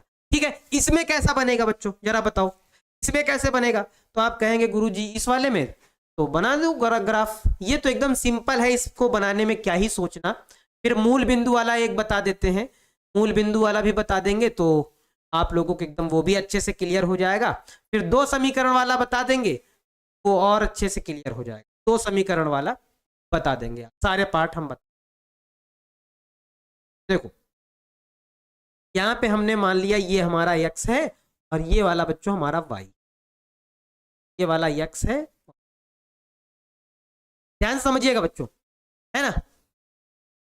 देखो यहां पे हमारे पास क्या होगा, देखो हमारे पास ये कह रहा है कि y, हमारे पास y less than or equals to 6 है, less than or equals to 6 है। तो पहले हम यहां पे बना लेते हैं, y पे 1, ये 2, ये हमारे पास 3, ये हमारे पास 4, ये 5 और ये 6, है ना, ये 6 हो जाएगा। अच्छा ठीक है, यहां पे हम बराबर वाला साइन हटा दें तो एक और बात आप समझ जाएंगे, यहां पर बराबर वाला साइन हटा देते हैं, हम सिर्फ इतना लिख देते हैं कि y का मान 6 से क्या है, छोटा है ना, ऐसे लिख देते हैं। इसका ग्राफ क्या होगा, इस वाले का ग्राफ क्या होगा ये हमको बताना है। इस वाले का ग्राफ तो हमने नॉर्मली तरीके से डिफाइन कर दिया कि ये वाला होगा, इस वाले का ग्राफ क्या होगा। तो आप कहेंगे सर y का मान 6 से छोटा होना चाहिए, यानी कि 6 से छोटा होना चाहिए। तो जब 6 से छोटा होना चाहिए, यहां तो 0 हो जाएगा, इधर आएगा -1, इधर आएगा -2, इधर आएगा -3, यहाँ पर फिर -4, यहाँ पर -5, इस तरह का आएगा, इस तरह का आएगा। तो आप कहेंगे सर इस वाली यहाँ पे ये जो वैल्यू है इससे नीचे की तरफ होगा, बराबर इस बार नहीं होगा। तो बच्चों यहाँ पे जब बराबर नहीं होगा तो ये वाली जो लाइन बनाते हैं हम लोग, ये डॉटेड लाइन बनाते हैं। ये कौन सी लाइन बनाते हैं हम लोग, ये वाली जो भी लाइन बनाते हैं हम लोग डॉटेड बनाते हैं। डॉटेड दर्शाने के लिए, डॉटेड का मतलब ये है कि इस वाली रेखा से नीचे मान होगा, यहाँ रेखा तक नहीं होगा, रेखा से नीचे मान होगा। और जो छायांकित भाग है वो इस तरह से आप छायांकित कर दीजिए, ये सारा भाग हमारा क्या हो जाएगा, इसका संगत हल हो जाएगा, इस प्रश्न का संगत हल हो जाएगा ये सारा भाग। डॉटेड का मतलब है कि वो वैल्यू बराबर नहीं है बच्चों, बस इतना मतलब है उसका। ये जो हमारा सारा पार्ट है ये इसका ग्राफ हो जाएगा, यानी कि इसका आंसर। ठीक है, ये इसका आंसर हो जाएगा। बताओ बात समझ गए कि नहीं समझ गए? पहले बताओ ये बात आप समझे कि नहीं समझे, एक बार जल्दी से बताइएगा। हाँ सर हम समझ गए, ठीक है। हाँ दोनों अभी दो दो समीकरण आएंगे अभी दिखाने के लिए, ये अभी सिंगल सिंगल बना रहे हैं, अभी दोनों समीकरण लेके दिखाएंगे, उसमें दोनों कंडीशन फॉलो करानी पड़ती है। ये अलग अलग ग्राफ है, अभी दोनों कंडीशन भी अभी दो दो समीकरण लेकर फिर एक साथ बताएंगे, फिर 3 समीकरण लेकर एक साथ उनका ग्राफ बनाना बताएंगे, यानी कि सब कुछ हम बता देंगे। आप निश्चिंत रहिए, बस केवल एक एक चीज समझते चलिए। ये अभी बच्चों ये सिंगल वाला है, ये वाला सिंगल भी है, अभी ओरिजिन वाला आएगा, फिर 2 समीकरण वाला भी आएगा, फिर 3 समीकरण वाला भी आएगा, जिनमें 3-3 समीकरण हो जाते हैं। तीनों को फॉलो करना पड़ता है, तीनों के चीजें देखनी पड़ती हैं हमें, जब कंडीशन फॉलो करती है तभी हम लोग भाग छायांकित करते हैं, ठीक है। सर ग्रेटर देन को लेस देन में क्यों बदल देते हैं? अच्छा माइनस से गुणा करने पर ग्रेटर देन को लेस देन में क्यों बदल देते हैं? जैसे जैसे हमारे पास मान लो लिखा हुआ है x बड़ा है 5 से, क्या है x बड़ा है 5 से, आप कह रहे हैं सर ग्रेटर को लेस देन में क्यों बदल देते हैं? देखो इस केस में अगर हम माइनस से गुणा करेंगे, यहाँ पे माइनस से गुणा करेंगे, इसका आंसर क्या आएगा? इसका अगर आंसर आप निकालें कि x बड़ा है 5 से, तो आप आंसर निकालेंगे सर 6, फिर निकालेंगे 7, फिर निकालेंगे 8, फिर निकालेंगे 9, और जब हम लोग इसमें माइनस से गुणा करते हैं तो यानी कि माइनस एक्स हमारे पास क्या हो जाएगा? लेस देन हो जाएगा। क्यों ऐसा होगा हम बता भी देते हैं, क्योंकि यहां पर -5 लग जाएगा, यानी कि x का मान जो है वो -5 से बड़ा होना चाहिए। जब -5 से बड़ा होना चाहिए तो प्लस की ही वैल्यू आएंगी, बीच में ये वैल्यू मिलेंगी, क्योंकि -4 -3 -2 -1 फिर 0 1 2 3 4 5 6 7 8 मिलना फिर चालू हो जाए, है ना। इस वजह से अगर लेस देन का साइन नहीं बढ़ाएंगे, ये साइन नहीं बदलेंगे, तो वैल्यू दूसरी अपोजिट में वैल्यू मिलती चलेगी, जो कि माइनस की वैल्यू क्योंकि छोटी होती है, माइनस की वो जो वैल्यू जितनी ज्यादा बड़ी होती चली जाती है वो उतनी ही ज्यादा छोटी हो जाती है। वजह से हमें साइन को इंटरचेंज करना पड़ता है, बदलना पड़ता है, क्योंकि माइनस में चीजें बदल जाती है ना, माइनस में चीजें बदल जाती हैं, इस वजह से इंटरचेंज करना पड़ता है। माइनस में अगर ये साइन ना बदलो तो ये वैल्यू -8 -9 -10 और वो और छोटा हो जाएगा, जबकि यहाँ कंडीशन क्या थी कि x बड़ा होना चाहिए, है ना। तो ये इस वजह से हमें साइन मजबूरन बदलना ही पड़ता है, क्या ही किया जाए फिर, है ना। हाँ माइनस से माइनस कटता नहीं है, जो बच्चे कह रहे हैं सर माइनस से माइनस कट जाता है, ये भाई गलत बात है। माइनस से माइनस कटता नहीं, कभी माइनस से माइनस कटता नहीं है, कट जाएगा ना, माइनस से माइनस कटता नहीं। अगर कोई पूछेगा भी तो आपको ये नहीं बताना माइनस से माइनस कट जाता है, नहीं फिर मामला गड़बड़ हो जाएगा। संख्या माइनस से माइनस कभी कटती नहीं है, ये बात आपको याद रखनी है हमेशा, कभी नहीं कटती है। जैसे कहते हैं ना डायरेक्ट हम लोग काट देते हैं समझने के लिए कि माइनस से माइनस भाग जाएगा तो कट जाएगा, है ना, वो कटता नहीं है, याद रखिएगा। कहीं किसी के सामने कहिएगा भी नहीं, नहीं तो फिर मामला गड़बड़ हो जाएगा। बोल देते हैं हम लोग सवाल सॉल्व करते टाइम कि माइनस से माइनस कट गया, उड़ गया असमीकाओं में, लेकिन ऐसा नहीं होता है। देखो ठीक है, अब यहाँ पे बच्चों हम बताने वाले थे आप ओरिजिन वाला यानी कि मूल बिंदु वाला बताने वाले थे, ठीक है। टॉपिक पे आओ जल्दी से फटाफट, है ना। मूल बिंदु वाला बताने वाले थे, जैसे मूल बिंदु वाला आ जाए हमारे पास, क्या कोई एक ऐसा समीकरण ले लिया जाए जिसमें मूल बिंदु शामिल हो, यानी कि रेखा मूल बिंदु से जा रही हो, तो हम अपने मन से कोई ले लेते हैं, एक ले लेते हैं, जैसे कि x greater than or equals to y ले लेते हैं, ऐसा कुछ ले लेते हैं, तो इससे हमारा बन जाएगा, है ना। हाँ इस तरह से मतलब बन जाएगा, यहां से मूल बिंदु वाला बन जाएगा। ध्यान दीजिएगा बच्चों, अगर इसका आपसे ग्राफ बनाने के लिए कहा जाए तो आप कहेंगे सर यहाँ पे रख के देखिए जरा बिंदु निकालिए, क्या निकल सकते हैं। अगर x बराबर हम 0 रखेंगे, y बराबर भी 0 आएगा, क्योंकि x बराबर है y से, है ना। अगर x बराबर हम 1 भी रखेंगे तो y बराबर भी 1 आएगा, क्योंकि x बराबर है y के। इसको मतलब इस तरह से भी लिखा जा सकता है, x बराबर है y, समझने के लिए इस तरह से लिखा भी जा सकता है कि x है बराबर y के। अगर x बराबर हम 0 रख रहे हैं तो y बराबर भी 0 आ रहा है, x बराबर 1 रख रहे हैं तो y बराबर भी 1 आ रहा है। तो सर इसके ग्राफ में क्या अंतर आएगा फिर, अगर इसका हम ग्राफ बनाएं तो क्या समस्या का सामना हमें करना पड़ेगा? बच्चों समस्या का सामना हमें कुछ नहीं करना पड़ेगा, बस थोड़ा सा समझना पड़ेगा, समस्या तो है ही नहीं। देखो ये हमारा x, ये वाला हमारा y, और इधर ये वाला हमारा -x, इधर वाला हमारा है ना। देखो यहाँ पे कह रहा है x greater than or equals to y, यानी कि ये जो रेखा है वो 0,0 बोले तो ये वाला बिंदु, और यहाँ पे हम मान लेते हैं कि ये वाला बिंदु हमारा 1 है, ये वाला बिंदु 2 है, ये वाला 3 है। इधर हम मान लेते हैं कि ये वाला बिंदु ऊपर मान लेते हैं, यानी कि ये वाला बिंदु हमारा 1 है, ये वाला बिंदु हमारा 2 है, और ये वाला बिंदु 3 है ना। तो 0,0 ये वाला बिंदु हमारा कौन सा है, 0,0 है। अच्छा 1,1 कहाँ पे आएगा, आप कहेंगे सर इन दोनों के सामने, यानी कि यहाँ पर आएगा, यानी कि ये जो रेखा गुजर रही वो इन दोनों बिंदुओं से होकर गुजर रही है, तो आप गुजार दीजिए भैया इन दोनों बिंदुओं से, इन दोनों बिंदुओं से गुजरती हुई एक रेखा आप खींच दीजिए। ये लो सर रेखा तो खींच दी, अब हमने रेखा तो खींच दी, ये रेखा हमने बना दी। अब दिक्कत वाली बात है कि अब इस रेखा से ऊपर वाला हिस्सा होगा कि नीचे वाला हिस्सा होगा, क्योंकि ये रेखा तो मूल बिंदु से जा रही है।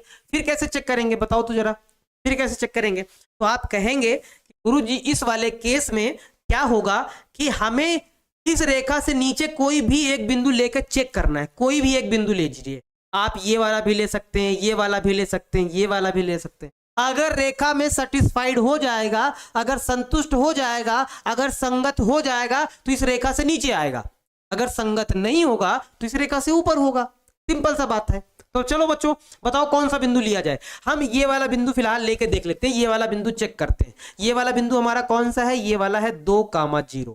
देखते हैं जरा क्या संतुष्ट करेगा। यहाँ पे जरा देखते हैं, रख के देखते हैं। ये बच्चों x का मान है, ये वाला y का मान है, यहाँ पे रखेंगे। तो यहाँ पे जब रखेंगे, क्योंकि हमारे पास समीकरण है x greater than or equals to y है, तो जब x का मान यहाँ 2 रखेंगे कि 2 बड़ा है, और y का मान कितना रखेंगे 0 से, यहां से ये मिलेगा कि सर 2 बड़ा है 0 से, जो कि सही बात है, जो कि सत्य है। यानी कि सत्य को हम लोग संगत भी लिखते हैं, जो कि संगत बात कह रहा है, संगत बात कह रहा है, यानी कि संगत कह रहा है। तो इस रेखा से जो भी ग्राफ बनेगा नीचे की तरफ आएगा, क्योंकि ये बिंदु शामिल हो जाएगा, संगत है, यानी कि नीचे की तरफ ही होगा। यानी कि इसका जो हल क्षेत्र होगा, जो छायांकित भाग होगा या जो रेखांकित भाग होगा, वो नीचे की तरफ होगा, यानी कि वो ऐसा बने। अगर मूल बिंदु से कोई रेखा जा रही है तो हमें अगल बगल वाले बिंदु रख के देखने होते है ना, उसके ऊपर वाले कोई भी एक बिंदु रख के देख लो, या नीचे वाला कोई बिंदु, इस तरह से चेक कर, है ना, नीचे की तरफ बने जाएगा आंसर। मतलब यहाँ पे सत्य बात है, और सत्य बात होने पे रेखा से नीचे हो जाएगा। ठीक है, इस तरह से बना देंगे, क्योंकि ये वाला बिंदु संतुष्ट कर रहा था, तो इस वजह से ये वाला बिंदु होगा। ये पूरा हल क्षेत्र हमारा ऐसा बने। जब भी मूल बिंदु से जाती हुई कोई रेखा का हमें ग्राफ बनाना होता तो ऐसा करते हैं। बताओ बच्चों एक बार, सारे क्लियर हो गए तो फिर 2 समीकरणों की तरफ चला जाए। ये सारे जो भी हमने बताए हैं, ये वाला हल क्षेत्र, ये वाला हल क्षेत्र अगर ऐसा आ जाए, है ना, या फिर एक कोई रेखा वाला आ जाए, ये वाला भी, है ना, या फिर ये वाला भी, इसको भी हमने सॉल्व करके बता दिया है। यानी कि हमने 3-4 टाइप डिस्कस कर दिए हैं, और ये वाला भी हमने डिस्कस कर दिया जिसमें ऐसा कुछ आ जाए।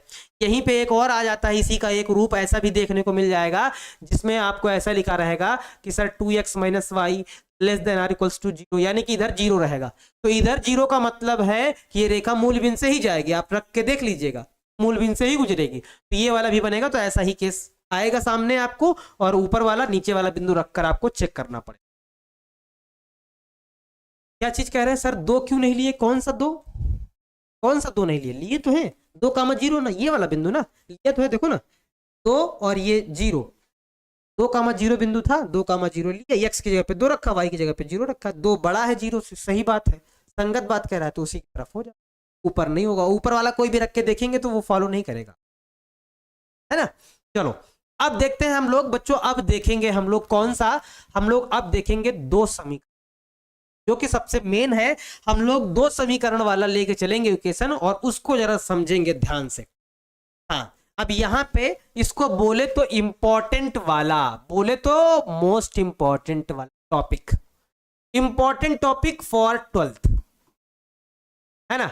ये इंपॉर्टेंट टॉपिक है जो कि 12th में ही लगेगा। 12th में बस 2 समीकरण वाले ही आते हैं, 2 आते हैं या 3 आते हैं। अब यहां से बच्चों 12th वाला मान लो चालू होता है। अगर यहां आप पढ़ लेंगे तो फिर 12th में आपको कहीं भी कोई भी समस्या, है ना। देखो हम बच्चों यहाँ पे एक समीकरण ले लेते हैं, 2 समीकरण ले लेते हैं, जिसमें आपको समझाने में थोड़ा आसानी रहेगी। जैसे हम एक समीकरण ले लेते हैं, क्या हमारे पास एक समीकरण है, कौन सा, x + 2y less than or equals to 8 ले लेते हैं। और दूसरा समीकरण बच्चों हम ले लेते हैं 3x plus 2y less than or equals to 12। हम ले लेते हैं कैसा 3x plus 2y less than or equals to 12। दो समीकरण हमने ले लिए हैं बच्चों, इन्हीं से हमें ग्राफ बनाना है। हमारे पास जब दो समीकरण आ जाए तब हमको क्या देखना होगा, तीन समीकरण आएंगे तब क्या देखना होगा, उसको भी ध्यान से समझना पड़ेगा। भैया देखो एक और बात बच्चों, एकदम बेसिक पॉइंट, एकदम थोड़े थोड़े पॉइंट एक घंटे में डिस्कस नहीं हो सकते हैं, मेन पॉइंट हो सकते हैं, तो आप लोग मेन पॉइंट ही समझिएगा। इसकी जो बारीकियत है जब हम 12th में पढ़ाएंगे तो फिर पूरा डिटेल में पता, ठीक है, एकदम बारीकियत, उसके लिए निश्चिंत रहिएगा। जितना अभी हो सकता है उतना तो किया ही जाए, फिलहाल ग्राफ तो बनाया ही जाए, है ना। सर मूल बिंदु वाले में greater than or equals to होगा, आप ग्रेटर देन लिखे जांच किए। अरे बात वही है यार, ये वाली ना, यहाँ पे लगा लो, क्या दिक्कत है, लगा लो, ऐसा लगा लो। कहने का मतलब ये, समझाने का मतलब ये था कि 2 बड़ा है 0 से, ये मतलब था 2 बड़ा है 0 से, यानी कि सत्य बात था। बाकी ये वाला जो मिस कर दिए हैं लगा लो उसको, गया है तो ठीक है। समझाने का मतलब ये था कि 2 बड़ा होगा 0 से, बड़ा होगा यानी कि सत्य बात होगी, यानी कि संगत होगी, ठीक है, उसको समझ जाना, ठीक है। यहाँ पे देखो x plus 2y less than or equals to 8 है, और यहाँ पे हमारे पास 3x plus 2y equals to 12 है। तो बच्चों पहले इससे हम लोग मान निकालेंगे। हम ज्यादातर करके ऐसे टेबल बना के मान निकालते हैं, ज्यादातर कर हमारी आदत है बच्चों ऐसे करके निकालते हैं, क्योंकि हमें थोड़ा सा ऐसा सूटेबल लगता है। बाकी आप लोग भी निकालिएगा, कोई दिक्कत नहीं, आप जैसे निकालना चाहें वैसे निकाल। हम जब x बराबर 0 रखेंगे इसमें तो 2y बराबर 8 यानी कि y बराबर 4 मिलेगा, और जब y बराबर हम लोग 0 रखेंगे तो x बराबर हमको 8 मिलेगा, यानी कि हमको यहां से 2 बिंदु मिल जाएंगे। एक बिंदु हमारा 0,4 होगा और एक बिंदु हमारा 8,0 है ना। इस रेखा से 2 बिंदु मिल जाएंगे, और यहां से भी हम 2 निकाल सकते हैं। तो ऐसा हम एक डब्बा बना लेंगे, हमें डब्बे में थोड़ा आसानी होती है, बाकी आप लोगों की जैसी इच्छा है वैसे आप कर सकते हैं।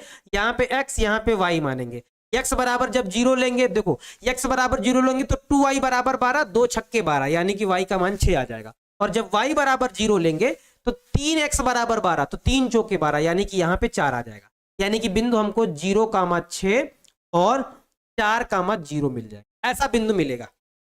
ठीक बात है। अच्छा जरा देखो बच्चों, एक बार थोड़ा सा जरा देखो भाई ध्यान से, यहाँ हमारे पास क्या होगा, एक बार जरा गौर करो भाई। 0,4, 8,0, 0,6, 4,0, कुछ ऐसा है। तो उस केस में आप क्या कहेंगे, सर ऐसा कुछ करना था क्या। देखो ध्यान से, यहां ऐसा हो जाएगा और ये हमने बना लिया है।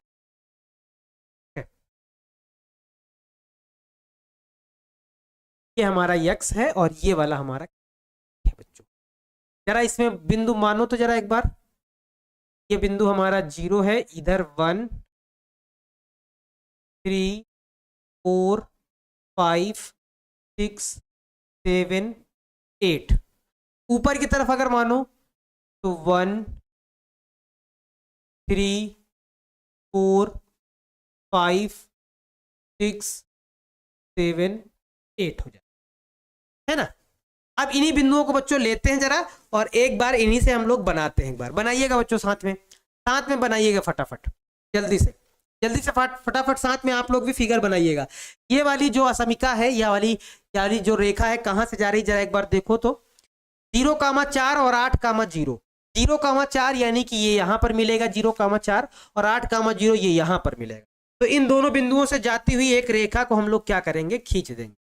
ये रेखा भैया हम खींच, ये रेखा को हम बना दिए हैं, आप लोग भी बना लीजिए, ठीक है, ऐसे बना दिए, ये बना दिए। अच्छा दूसरी रेखा और खींच देते हैं। कौन सी बिंदुओं से होकर जा रही है, 0,6 और 4,0 से जा रही है। तो 0,6 हमको वो बिंदु यहां मिलेगा, हमको वो वाला बिंदु यहां पर मिलेगा। ये वाला बिंदु हमारा 0,6 होगा, और ये वाला बिंदु हमारा 0,4 था, और ये वाला बिंदु हमारा 8,0 था। 0,6 और 4,0 यानी कि ये वाला बिंदु हमारा क्या है, 4,0। कौन सा बिंदु है बच्चों, 4,0 है। तो इस वाले बिंदु को हम लोग लिख देंगे, ये हमारा 4,0। भैया खींचो इन दोनों बिंदुओं से जाती हुई रेखा को खींचो। इन दोनों बिंदुओं से जाती हुई रेखा को आप खींचेंगे तो कुछ ऐसा भाग आपको, है ना, ऐसा भाग मिल जाएगा आपको, ऐसी रेखाएं मिल जाएंगी। और बच्चों इन दोनों रेखाओं पे पहले तो दोनों रेखाओं के इक्वेशन जो है वो हम लोग लिख देंगे। इक्वेशन दोनों रेखाओं के लिख देंगे। इस वाली रेखा का इक्वेशन कौन सा है, इसका है x plus 2y less than or equals to, है ना, ऐसा कुछ होगा। अच्छा, उसके बाद इस वाली रेखा का भी हम लोग लिख देंगे। इस वाली रेखा का इक्वेशन कौन सा है, ये हमारे पास यहां पे है 3x प्लस हमारे पास क्या है 2y less than or equals to 12, ये लिख देंगे। अब आपको क्या चेक करना है बच्चों, ग्राफ बनने के बाद आपको ये चेक करना है कि कहां पर संतुष्ट होगा, क्योंकि हमारे पास 1 2 3 भाग मिल रहे हैं जो छायांकित किए जा सकते हैं। तो हमें इसमें उभयनिष्ठ लेना होता है, यानी कि कॉमन लेना होता है। जो कॉमन पार्ट होगा उसी में हम लोग छायांकित कर देंगे। वैसे आप सभी लोग जानते हैं, पढ़ रखे हैं, क्योंकि बच्चे जो है कमेंट कर रहे हैं ऑलरेडी पढ़ रखे हैं, है ना, पढ़ रखे हैं तो कोई दिक्कत नहीं है, सब लोग जानते हैं लगभग लगभग, है ना। तो यहाँ पे जरा देख लीजिए कौन इक्वेशन सत्य है, इसमें जरा रख के देखा जाए, ये जीरो वाला पॉइंट रख के देखा जाए। तो जब यहाँ जीरो वाला रख के देखेंगे तो सर 0 प्लस 2 गुणे में 0 less than or equals to 8, यानी कि 0 छोटा है 8 से, जो कि सत्य बात है, जो कि क्या है, बात बिल्कुल सत्य है। और जब सत्य बात होती है, जब संगत बात होती है, यानी कि मूल बिंदु उसमें संतुष्ट कर रहा है, तो मूल बिंदु की तरफ ग्राफ होगा, यानी कि उस रेखा से नीचे ग्राफ बनेगा, उस रेखा से नीचे की तरफ ग्राफ बनेगा। सत्य बात होने पर रेखा से नीचे ग्राफ बनता है, यानी कि जो छायांकित भाग है, रेखांकित भाग है, वो रेखा से नीचे होगा। दूसरा जरा देखा जाए, इस वाले में जरा चेक किया जाए, एक बार बच्चों चेक तो करो, जरा बताओ तो भैया। आप गुरुजी कहेंगे भैया यहाँ पे हमारे पास, इसको यहाँ नीचे चेक करो भैया, हमारे पास क्या लिखा हुआ है 3x plus 2y less than or equals to 12 है। तो आप कहेंगे सर 0, भैया 3 गुणे 0 प्लस 2 गुणे 0 less than or equals to 12, यानी कि 0 छोटा है 12 से। ये भी बात बिल्कुल सत्य है, ये भी बात बिल्कुल सत्य है, यानी कि संगत बात है। तो इसमें भी मूल बिंदु की तरफ ग्राफ होगा, यानी कि इस रेखा से भी नीचे जो हमारा छायांकित भाग होगा वो इस रेखा से भी क्या होगा, नीचे की तरफ, है ना। अब जरा देखो भाई, आप जरा देखो भाई, कौन सा भाग छायांकित होगा, क्या ये वाला होगा, ये वाला, क्या ये वाला होगा, कि ये वाला होगा। तो आप यहां पे गौर करना पहले तो, वैसे सभी बच्चों ने कर लिया होगा, लेकिन फिर भी ये वाला इस वजह से नहीं हो सकता क्योंकि कह रहा है कि दोनों रेखा से नीचे ग्राफ बनेगा, दोनों रेखा से नीचे ही होना चाहिए। यहां अगर कर देंगे तो भैया इस वाली रेखा से ऊपर हो जाएगा, जो कि गलत बात हो जाएगी, यानी कि इस वाले भाग में हम छायांकित नहीं कर सकते हैं, रेखांकित नहीं कर सकते हैं, क्योंकि इस वाली रेखा से ऊपर हो जाएगा। यहां इस वजह से नहीं कर सकते हैं, यहां इस वाली रेखा से ऊपर हो जाएगा, जो कि गलत हो जाएगा। भाई रेखा से, दोनों रेखा से नीचे होना चाहिए। तो आप बताएंगे सर ऐसा जो हिस्सा जो दोनों रेखाओं से नीचे दिख रहा हो वो सर ए वाला है, ये वाला, ये दोनों रेखाओं से नीचे है, यानी कि मूल बिंदु में संतुष्ट होना चाहिए, मूल बिंदु आना चाहिए, यानी कि ये वाला भाग जो है वो हमारा छायांकित हो जाएगा। सर ग्राफ और पेंसिल से बनाएंगे एग्जाम में, हाँ ग्राफ और पेंसिल से बना दीजिएगा। ग्राफ पेपर भी मिलता है एग्जाम में, एक ग्राफ पेपर आता है, उसमें बनाने में मतलब बहुत आसानी से होता, बन जाता है आराम से। बॉक्स बने होते हैं और उसमें बॉक्स के अंदर भी 10 लाइनें बनी होती छोटी छोटी, अगर पॉइंट में भी वैल्यू आ गई तो बनाने में दिक्कत नहीं होती। 1.1 आराम से बनाया जा सकता है, 1.2 आराम से बनाया जा सकता है। और बॉक्स बने होते हैं, बॉक्स में आप 1 2 3 4 4 करके लिख सकते हैं, लाइनें बनी होती हैं बॉक्स टाइप में, ऐसे ऐसे ऐसे बॉक्स बने होते हैं, ऐसे ऐसे ऐसे ग्राफ पेपर में ऐसे ऐसे बॉक्स बने होते हैं, ऐसे। और इन्हीं बॉक्सों में हम लोग यहाँ पे 1, यहाँ पे 2 और यहाँ पे 3 लिख देते हैं। और इन बॉक्स के अंदर भी 10 लाइनें होती हैं जिनमें 1.1 1.2 1.3 करके बनाते हैं। तो ग्राफ पेपर में बिल्कुल सीधा बनता है, कोई दिक्कत नहीं पड़ती, आराम से बन जाता है ना, आराम से बन जाता है। मतलब ग्राफ पेपर होगा ना तो एकदम आप आंखें बंद करके भी बनाएंगे तो बन जाए, ठीक है। बताओ समझ में आया कि नहीं आया। अब लेकिन इंटर में जब जाएंगे ना तो थोड़ा सा काम और बढ़ जाएगा, थोड़ा सा काम बढ़ जाएगा। क्या, यहाँ पे ये वाला बिंदु हमको निकालना होगा, ये वाला इंटरसेक्टिंग पॉइंट, तो दोनों रेखाओं को हम लोग हल करके भी निकाल सकते हैं, है ना, विलोपन विधि से हल कर लो तब भी मान निकल आएगा कहाँ पे ये काट रही है कटान बिंदु, या फिर अगर ग्राफ पेपर है तो निकालने की जरूरत ही नहीं पड़ेगी, ये बिंदु ऑलरेडी दिखाई देगा किसके सामने है, वो पता ही चल जाएगा क्या है। अगर ग्राफ पेपर होगा तो आराम से वहां बन ही सकता है, उसमें कोई दिक्कत नहीं होगी। लेकिन अगर ग्राफ पेपर में आप नहीं सादे पेपर मतलब सादे पेज में बनाए हैं अगर, तो फिर इनमें आप दोनों रेखाओं को अगर हल कर लीजिएगा तो ये वाला बिंदु भी आराम से निकल आएगा, क्योंकि वहां पे कोनी बिंदुओं की आवश्यकता पड़ती है, यानी कि कोने पे जो बिंदु होते हैं उनकी आवश्यकता पड़ती है। जैसे ये छायांकित भाग है ये वाला, तो इसमें जो जो कोनी बिंदु है उनकी आवश्यकता पड़ेगी। आप इंटर में कोनी बिंदुओं की आवश्यकता पड़ेगी, जैसे कि ये वाला एक कोनी बिंदु है, कोने पे जो है एक ये वाला है इस छायांकित भाग के, एक ये वाला कोनी बिंदु है और एक ये वाला है, तो वहां पे कोनी बिंदुओं की आवश्यकता पड़ती है, तो उसको निकालने के लिए हमें थोड़ा इक्वेशन को भी हल करना पड़ता है, यानी कि समीकरणों को भी हल करना पड़ता है। बस थोड़ा सा काम आगे बढ़ जाता है, बाकी सारा पार्ट यही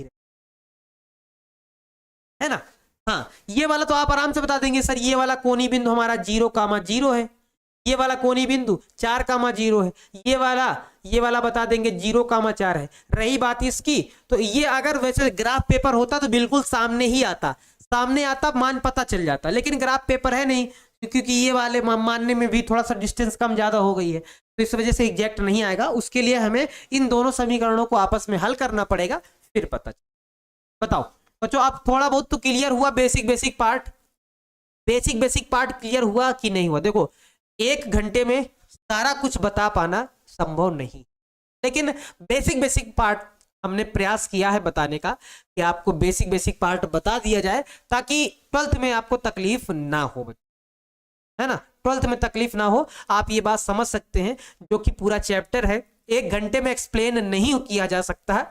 ये सरासर अगर हम कह दें कि नहीं हम कर दिए हैं पूरा, तो नहीं, 1 घंटे में पूरा एक कॉन्सेप्ट को नहीं बताया जा सकता, लेकिन फिर भी हमने मोटे मोटे लगभग सभी चीजें बता दी हैं। 2 समीकरण लेके बता दिया, अगर तीसरा समीकरण होता उसको भी खींच देते यहीं पे और उस पे देखते कौन सी कंडीशन फॉलो कर रही है, वो वाला ग्राफ बनाते, है ना।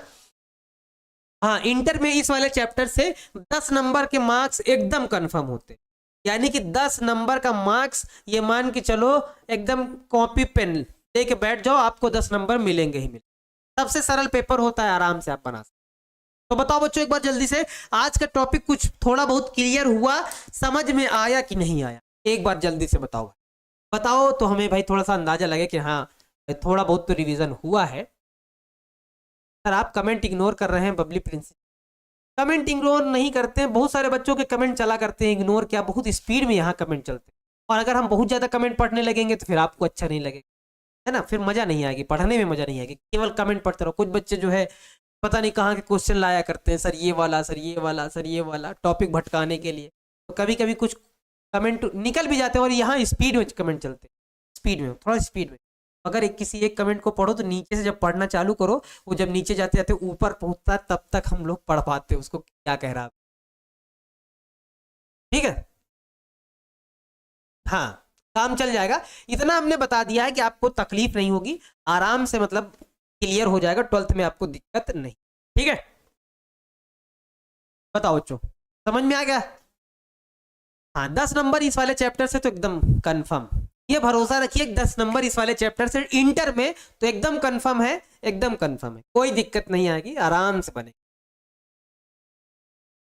ठीक है, हाँ, 11th में हम लोगों ने क्या किया था कि न्यू एनसीईआरटी हमने फॉलो की थी, न्यू एनसीईआरटी जो थी वो हमने बताई थी, लेकिन जब हम लोग 12th में जाएंगे तो हम न्यू एनसीईआरटी ना फॉलो करके हम ओल्ड एनसीईआरटी लेके चलेंगे साथ में, ताकि क्योंकि आप लोग थोड़ा ज़्यादा पढ़ पाएं, और ज़्यादा पढ़ पाएं, ज़्यादा अच्छे से प्रश्नों को समझ पाएं, और हो सकता है दूसरी प्रकाशन की बुक के भी क्वेश्चन आप लोगों को समझाएंगे, ताकि सब कुछ मामला क्रिस्टल क्लियर हो, आपको बहुत अच्छे से समझ, है ना।